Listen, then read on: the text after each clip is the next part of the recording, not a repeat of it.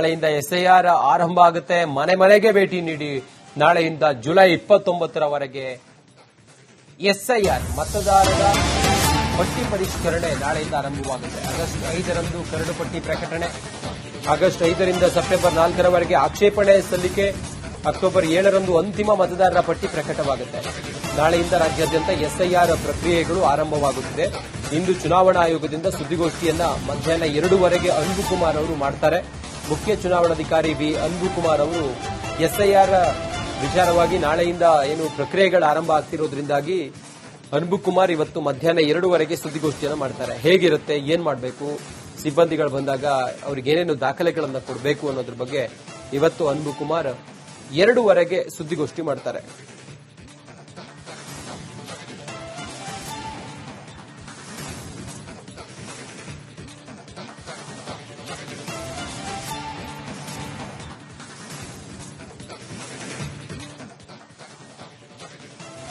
ಇನ್ನು ಬಹಳ ಪ್ರಮುಖವಾಗಿ ನಾವು ಗಮನಿಸ್ತಾ ಹೋದಂಗೆ ಎಸ್ಐಆರ್ ವಿಚಾರ. ಎಸ್ಐಆರ್ ಬಗ್ಗೆ ಸಂಪುಟ ಸಭೆಯಲ್ಲಿ ಆಕ್ಷೇಪ ವ್ಯಕ್ತವಾಗಿತ್ತು. ಚುನಾವಣಾ ಆಯೋಗಕ್ಕೂ ಕೂಡ ನಾವು ಮನವಿ ಮಾಡಿದ್ವಿ, ಮತದಾರರ ಹಕ್ಕು ಕಿತ್ತುಕೊಳ್ಳುವ ಹಾಗೆ ಆಗಬಾರದು. ಬೆಂಗಳೂರಿನಲ್ಲಿ ಸಚಿವ ಪ್ರಿಯಾಂಕ್ ಖರ್ಗೆ ಹೇಳಿಕೆಯನ್ನು ಕೊಟ್ಟಿದ್ದಾರೆ. ಎಸ್ಐಆರ್ ಬಗ್ಗೆ ಸಂಪುಟ ಸಭೆಯಲ್ಲಿ ಆಕ್ಷೇಪ ವ್ಯಕ್ತವಾಗಿತ್ತು. ಚುನಾವಣಾ ಆಯೋಗಕ್ಕೂ ನಾವು ಮನವಿಯನ್ನು ಮಾಡಿದ್ವಿ, ಮತದಾರರ ಹಕ್ಕು ಕಿತ್ತುಕೊಳ್ಳುವ ಹಾಗೆ ಆಗಬಾರದು. ಬೆಂಗಳೂರಿನಲ್ಲಿ ಸಚಿವ ಪ್ರಿಯಾಂಕ್ ಖರ್ಗೆ ಅವರು ಹೇಳಿಕೆಯನ್ನು ಕೊಟ್ಟಿದ್ದಾರೆ. ನಾಳೆಯಿಂದ ಎಸ್ಐಆರ್ ಪ್ರಕ್ರಿಯೆಗಳು ಆರಂಭ ಆಗ್ತಾ ಇದೆ. ಇವತ್ತು ಮಧ್ಯಾಹ್ನ 2ವರೆಗೆ ಈ ಕುರಿತು ಅನ್ಬುಕುಮಾರ್ ಒಂದು ಕ್ಲಾರಿಟಿಯನ್ನು ಕೊಡ್ತಾ ಇದ್ದಾರೆ, ಏನು ಎತ್ತ ಅನ್ನೋದ್ರ ಬಗ್ಗೆ. ಈತ ಪ್ರಿಯಾಂಕ್ ಖರ್ಗೆ ಅವರು ಎಸ್ಐಆರ್ ಪ್ರಕ್ರಿಯೆಗಳು ಆರಂಭ ಆಗ್ತಿರೋದ್ರ ಬಗ್ಗೆ ಮಾತಾಡಿದ್ದಾರೆ. ಬನ್ನಿ ಏನ್ ಹೇಳಿದ್ದಾರೆ ನೋಡೋಣ. ನೋಡಿ, ಈಗಾಗಲೇ ಕ್ಯಾಬಿನೆಟ್ ಕೆಲವು ಆಕ್ಷೇಪಗಳನ್ನು ವ್ಯಕ್ತಪಡಿಸಿದರು.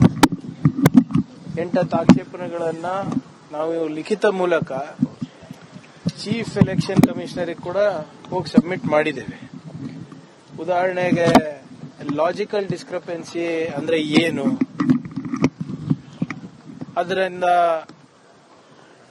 ಯಾವ ರೀತಿ ತಾವು ಜನರಿಗೆ ಮತದಾರರ ಪಟ್ಟಿಯಿಂದ ಹೊರಗಿಡ್ತೀರಾ, ಇವೆಲ್ಲನೂ ಕೂಡ ಕೇಳಿದ್ದೀವಿ. ವಾಟ್ ಈಸ್ ಲಾಜಿಕಲ್ ಡಿಸ್ಕ್ರಪೆನ್ಸಿ ಇರಬಹುದು, ಮತ್ತೆ ಒಬ್ರು ಮತದಾರರಿಗೆ ಮತದಾನದ ಪಟ್ಟಿಯಿಂದ ಹೊರಗೆ ಹಾಕ್ತಾ ಇದ್ದಾಗ ಕಾನೂನಾತ್ಮಕವಾಗಿ ಅವರಿಗೆ ನೋಟಿಸ್ ಕೊಡಬೇಕು, ಸ್ಪೀಕಿಂಗ್ ಆರ್ಡರ್ ಇರಬೇಕು, ಮತ್ತೆ ಏನಾದರೂ ಗೊಂದಲ ಇದ್ರೆ ಟ್ರಿಬ್ಯುನಲ್ಗಳಲ್ಲಿ ಸರಿಯಾಗಿ ರೀತಿಯಾಗಿ ಅವಕಾಶ ಮಾಡಿಕೊಡ್ಬೇಕು. ಸುಮ್ಮನೆ ಯಾವುದೋ ಒಂದು ಸ್ಪೆಲ್ಲಿಂಗ್ ಮಿಸ್ಟೇಕ್ ಇದೆ ಅಂದ ತಕ್ಷಣನೇ ಅವ್ರ ಹಕ್ಕನ್ನ ಕಸ್ಕೊಳೋದಲ್ಲ. ಆದರೆ ಇಲ್ಲಿವರೆಗೂ ಕೂಡ ಎಲೆಕ್ಷನ್ ಕಮಿಷನ್ ಇಂದ ಯಾವುದೇ ರೀತಿಯಾದಂತ ನಮಗೆ ಮಾಹಿತಿಯನ್ನ ಅವ್ರು ನೀಡ್ತಾ ಇಲ್ಲ.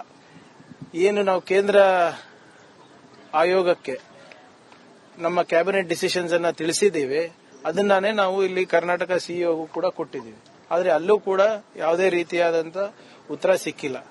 ನಾವು ಎಸ್ಐಆರ್ ಮಾಡಬೇಡಿ ಅಂತ ಹೇಳ್ತಾ ಇಲ್ಲ. Voter roll revision is compulsory and it is the right of the Election Commission. ಆಮೇಲೆ ಅದಕ್ಕಿಂತ ಮುಖ್ಯವಾಗಿ ಒಂದು ಉತ್ತಮವಾದಂತ ಮತ್ತು ಹೈಜಿನಿಕ್ ವೋಟರ್ ಲಿಸ್ಟ್ ಕೊಡೋದು ಅವ್ರ ಜವಾಬ್ದಾರಿ. ಆದರೆ ತಮಿಳುನಾಡು ಇರ್ಬೋದು, ಕೇರಳ ಇರ್ಬೋದು, ವೆಸ್ಟ್ ಬೆಂಗಾಲ್ ಅಲ್ಲಿ ಇರ್ಬೋದು, ಯಾವ ರೀತಿ ಎಸ್ಐಆರ್ ನಡೆದಿದೆ ಅಂದ್ರೆ ಬಡವರಿಗೆ ಅವರ ಹಕ್ಕಿಂದ ವಂಚನೆ ಮಾಡುವಂತ ರೀತಿನಲ್ಲಿ ನಡೆದಿದೆ. ಸೊ ಅದರಿಂದ ನೀವು ಎಸ್ಐಆರ್ ಪ್ರಾರಂಭ ಮಾಡೋದಕ್ಕಿಂತ ಮುಂಚೆ ನಮ್ಮ ಪ್ರಶ್ನೆಗಳಿಗೆ ಉತ್ತರ ಕೊಡಿ ಅಂತ ಕೇಳಿರೋದು. ಆದ್ರೆ ಇನ್ನ ಯಾವುದು ಉತ್ತರ ಬಂದಿಲ್ಲ.